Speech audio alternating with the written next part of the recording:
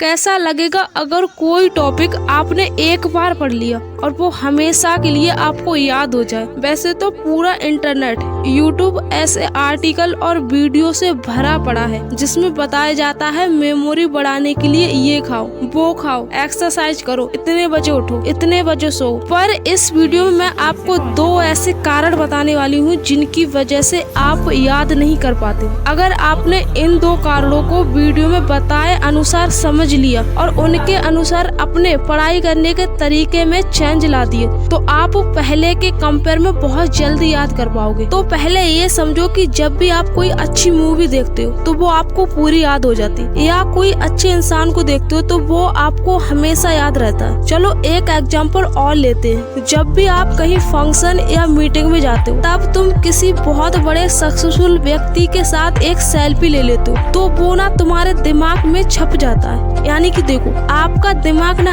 आपके साथ भेदभाव कर रहा है। जो तुम उसे याद करवाना चाह रहे हो उसे वो बार बार भूल रहा है, और जो उसे अच्छा लग रहा है वो याद हो जा रहा है। कुछ समझे? सोचो अगर ऐसे ही ब्रेन पावर आपके हर एक फील्ड में आ जाए, मैथ का फार्मूला पढ़ो या कोई टॉपिक पढ़ो, वो एक ही बार में आपके दिमाग में छप जाए तो कैसा लगेगा। अब मुद्दे की बात पे आते हैं। जो मैंने आपको एग्जाम्पल दिए थे उनसे एक बात तो क्लियर हो रही है कि जो चीज आपके दिमाग को अच्छी लग रही है या जिसे आपका दिमाग मानकर चल रहा है कि ये अच्छा है, इसे करने में मजा आ रहा है, तो वो एक ही बार में याद हो जा रही है। यानी कि मेन पॉइंट है इंटरेस्ट। जिस काम में हमारे दिमाग का इंटरेस्ट होता है वो चीज हमें बहुत जल्दी याद हो जाती है। तो पहली बात निकल कर आई इंटरेस्ट। अगर आपका पढ़ाई में इंटरेस्ट नहीं है, बस ऐसे ही पढ़े जा रहे हो क्योंकि घर वालों ने कहा है, टीचर की डांट पड़ेगी, तो आप 100 बार पढ़ लो, कोई गारंटी नहीं है कि याद हो जाएगा।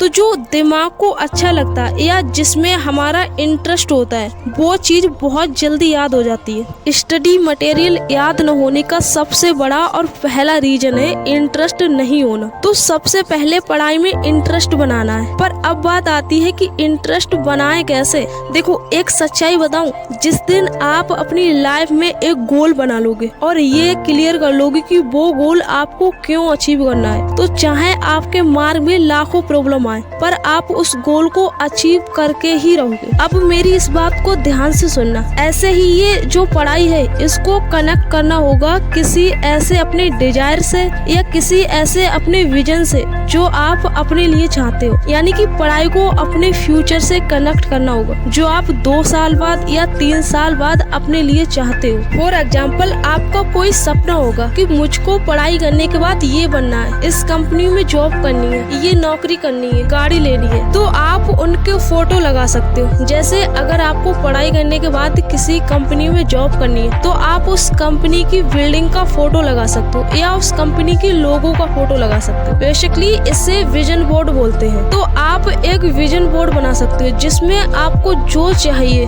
जो बनना है उसका फोटो लगा सकते हो, और वो हमेशा अपने आप को याद दिलाते रहना है कि पढ़ाई करने के बाद मुझे ये बनना है। तो आपका इंटरेस्ट अपने आप ही पढ़ाई के लिए बढ़ता चला जाएगा क्योंकि आपको पता है कि मुझे पढ़ाई क्यों करनी है। बिल्कुल इस तरह जैसे कि करेला खाने में आपका इंटरेस्ट नहीं है पर आपका इंटरेस्ट है कि मेरे को एक हेल्दी बॉडी चाहिए, आज मेरे अंदर जो भी बीमारियां हैं वो सारी खत्म हो जाए और मेरी एक हेल्दी बॉडी हो, फिट बॉडी हो। तो आप एक फिट बॉडी ऑलरेडी जिस व्यक्ति की है उसकी आपने फोटो लगा दी और अपने आप से कहा कि 2 साल बाद मेरी भी ऐसी ही बॉडी होगी। बस आने वाले 2 साल तक मुझे हर रोज एक करेले का जूस पीना है, तो आप करेले का जूस पी जाओगे। पर आपका कोई विजन ही नहीं है कि मुझे करेले का जूस क्यों पीना है, तो आप 2 साल क्या 1 महीने भी नहीं पी पाओगे। तो समझ आया कि इंटरेस्ट पैदा करने के लिए आपको विजन बनाना पड़ेगा कि मुझे पढ़ाई क्यों करनी है। अब दूसरी बात आती है विजुलाइज। देखो, इस वीडियो के शुरू में मैंने जितने भी एग्जाम्पल दिए थे उनमें क्या कॉमन था कि जितने भी मूवमेंट हुए थे वो सारी हमारे आंखों के सामने हुए थे। यानी कि जिन चीजों को हमारी आंखें नजारों के रूप में देखती हैं उसको याद करने में हमें बहुत आसानी होती है। जैसे आपने कोई भयानक सा हादसा देख लिया हो तो वो आपके दिमाग में छप जाता है, और कई बार तो जब आप आंखें बंद करते हो तो वही सीन आपके आंखों में आ जाता है। इसलिए जब भी आप पढ़ने बैठो तो उसे